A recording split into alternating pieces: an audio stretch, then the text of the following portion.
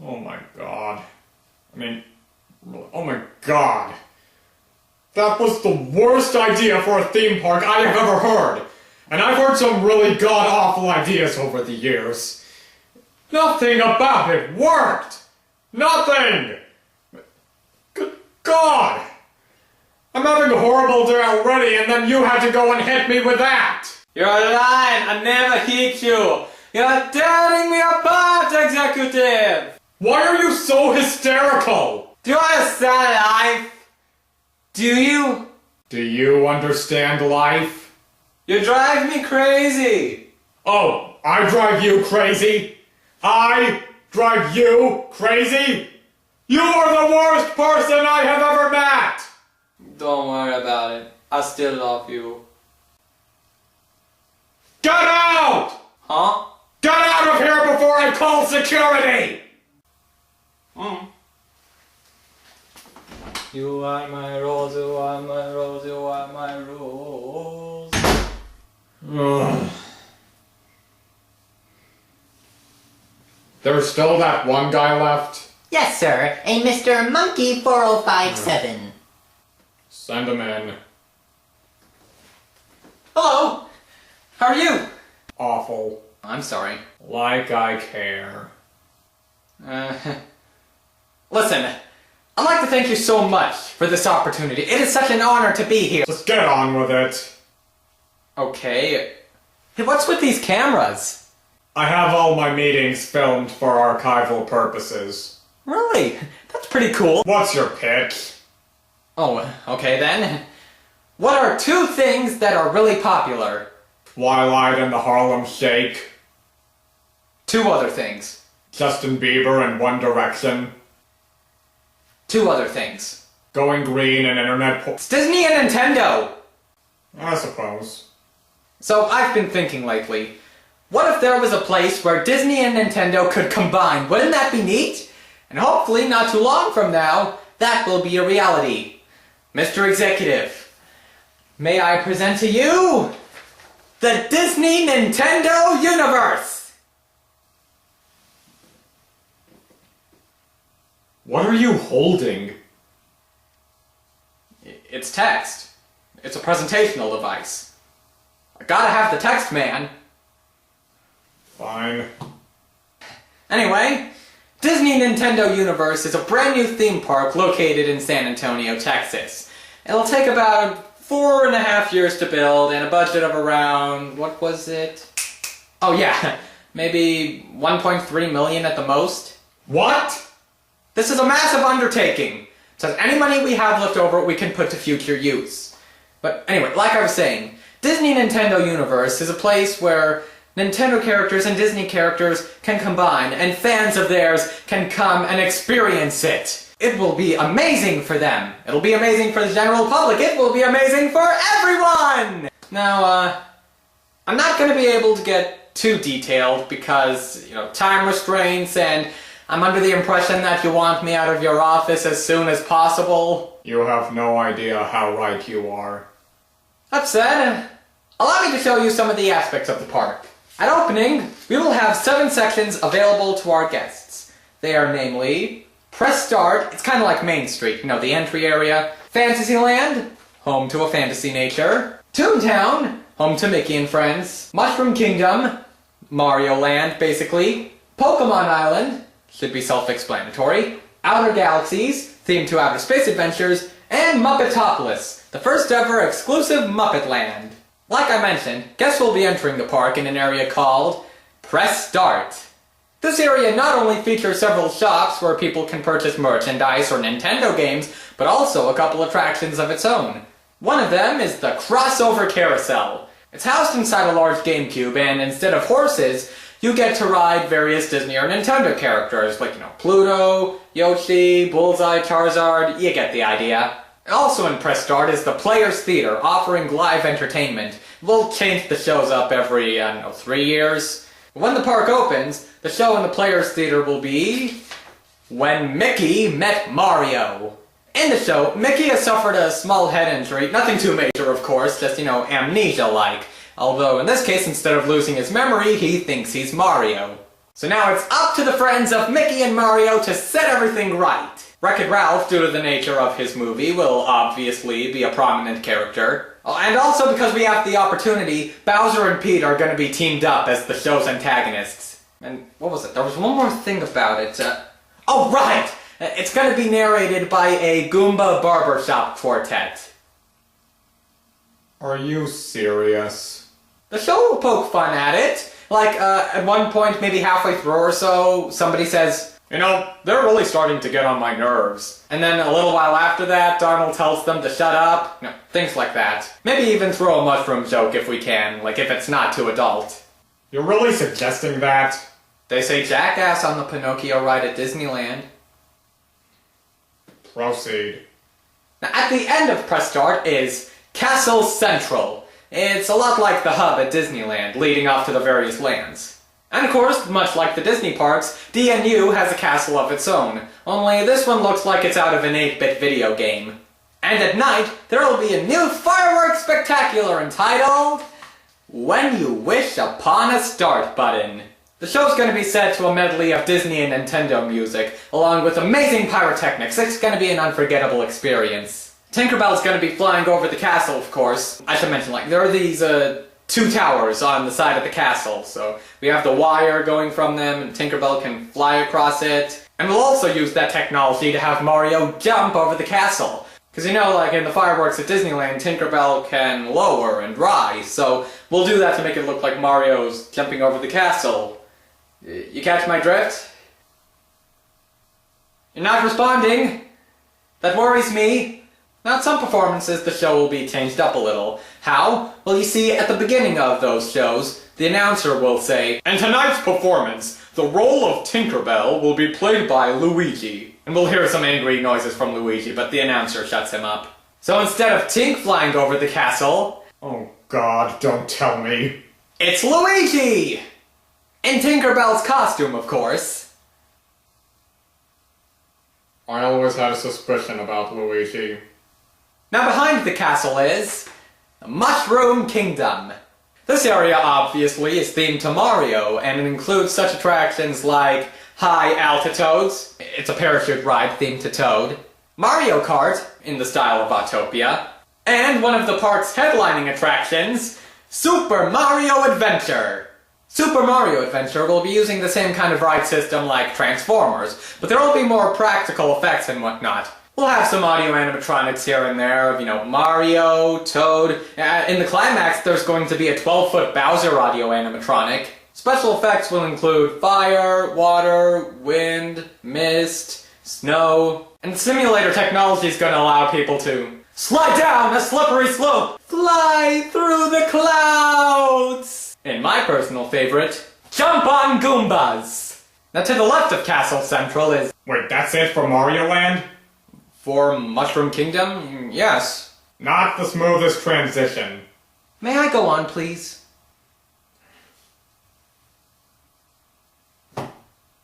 So to the left of Castle Central is Muppetopolis.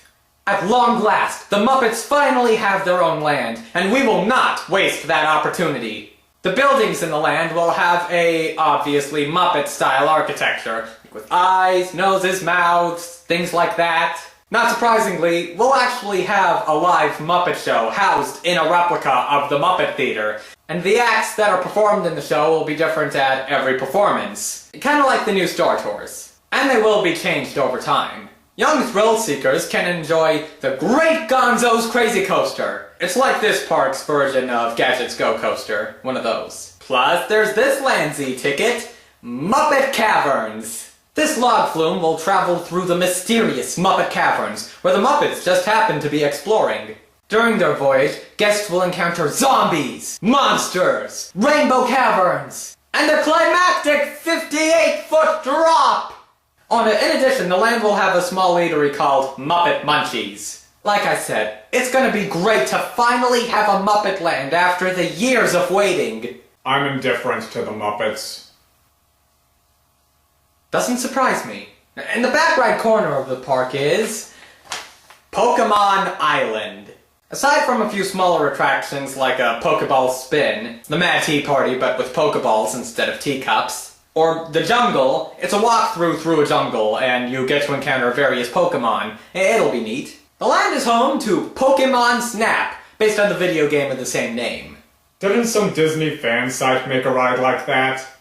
Yes. I was involved with it, actually. Is it the same ride? Yes and no. Some elements will be the same, but others will be changed. Especially stuff the judges had issues with. Okay. Now, to the left of and a little behind the Mushroom Kingdom is Fantasyland. New versions of classic dark rides like Snow White or Winnie the Pooh will be here. And also, this is where Legend of Zelda attractions will make their home, including this park's answer to Pirates of the Caribbean, The Legend of Zelda, Rivers of the Realm. Guests will cruise through the various environments of the Zelda universe and briefly encounter Ganon before going down a climactic 30-foot double drop. Double drop? Yeah, a double drop. Kinda like this. I'm pretty sure some shoot-the-choots do it. This land will also have a counter-service restaurant called Hyrule Lodge. And with that, let's go behind Fantasyland and see Toontown! Well, okay, actually, in between Fantasyland and Toontown, there's a small play area for young children. It's themed to Animal Crossing, but that's kind of self-explanatory, isn't it? You're the one presenting, not me. But you're the one supporting it. I need to know you got the idea. Just get on with Tauntaun. Toontown. Whatever. Speaking of which, is there any... Well, there's a Mos Eisley Cantina-themed restaurant in the Outer Galaxies, but aside from that, no, that's it. We may have something in the future, but for the time being, just that restaurant. Fine. So, yeah, Toontown! Toontown, naturally, is themed to the homes and neighborhood of Mickey and friends. Attractions will include Goofy's Open House, in which guests go on a wacky and gag-filled ride through Goofy's home. Donald's Cruises. It's like an updated motorboat cruise, and as you go along the route, you see humorous scenes of Donald involved in nautical shenanigans. Like, he's dealing with an octopus, he's in a cave with some undead skeletons, things like that. And Mickey Mouse in Through the Mirror. A new dark ride based on the classic cartoon. Also, you know those restaurants with the character meet and greets, like, Chef Mickey's, Goofy's Kitchen, places like that? Yeah? Well, Toontown will have one of its own, Minnie's Kitchen.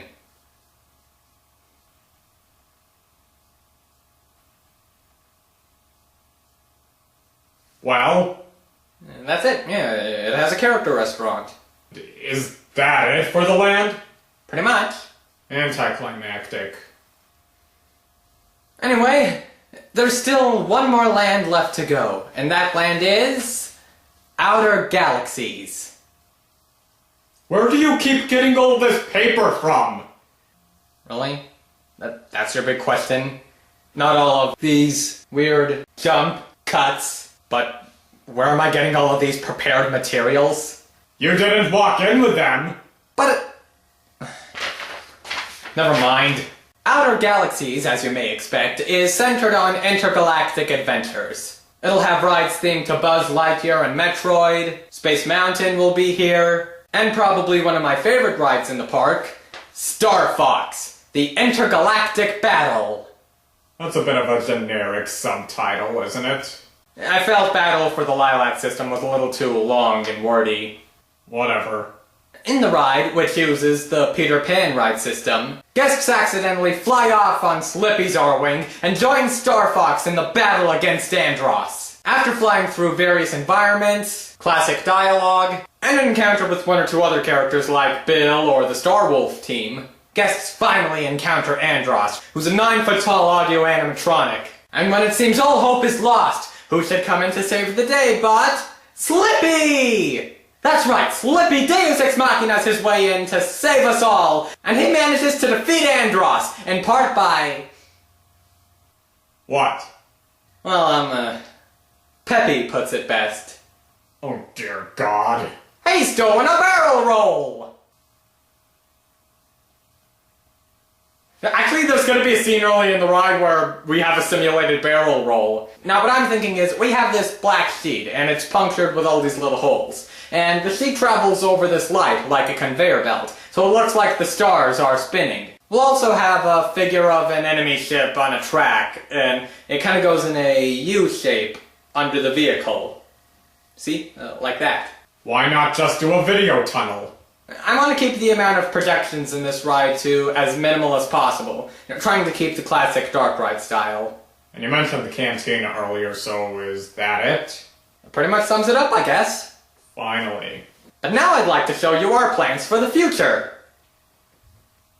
Now, new attractions that are intended to open at least a year or so after the park opens will already be in development and under construction. Among them are an expansion to Toontown, a Donkey Kong Land, and a Luigi's Mansion attraction. Now, the problem we're having with Luigi's Mansion is we're not sure how to execute it. Dark ride, walkthrough, interactive, we're not sure yet. So we want to take some time to figure it out. And is that it for your future plans? For the time being, yes. So are you done now? Almost, but not quite. Now, like any theme park, there are some concepts we've had that won't be seeing the light of day. The reasons vary, but yeah, they ended up on the chopping block. And among those are two lands. One of them would have been called Mirrororim. In this land, the worlds of Disney and Nintendo would have been switched. So we'd have, say, a Mickey version of Super Mario Adventure, or a Star Fox version of Star Tours. For all we know, this land could actually end up seeing the light of day, but for now, it's not in the works. Like I said, maybe in the future, but for now, it's on hold. The other land would have been called the Forbidden Realm. This dominion of the disowned would be home to attractions based on the intentionally forgotten. There'd be an attraction based on Walt Disney's The Golden Touch, a ride themed to the CDI Zelda games, a Tower of Terror style experience centered on Hotel Mario. You get the picture. Of course, this probably isn't the stuff Nintendo would want to promote, and even if Walt Disney hadn't disowned The Golden Touch, it's pretty hard to adapt into a theme park attraction. Yeah, this land would never really make it, so even though it would be fun to see, it's not gonna happen. And neither of those lands are in your current plan. No, they are not. So why did you include them? To make the project more complete. Oh, complete? Are you actually complete now? My presentation is done, yes. Oh, at last. Look, man, if you're gonna be like this, I'm getting out of here. Gonna be like what? This whole uncaring attitude thing. Now, with your name power, I expected you to be all cool and kind, but you're the exact opposite. I'm leaving. Wait.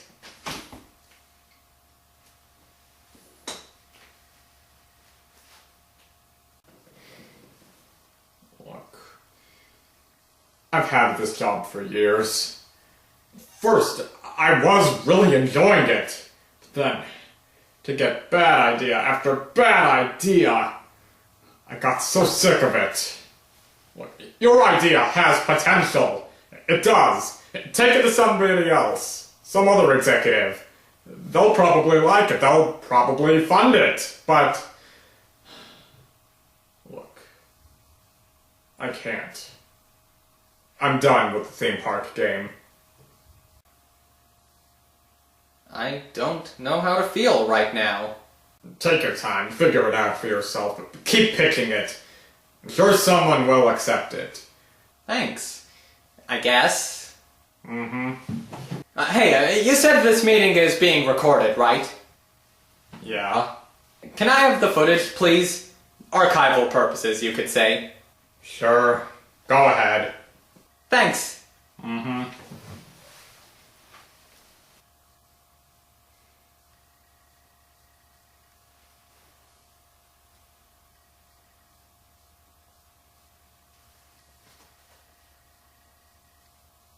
Yeah, hey, Tiki? Yeah, it's me, Monkey.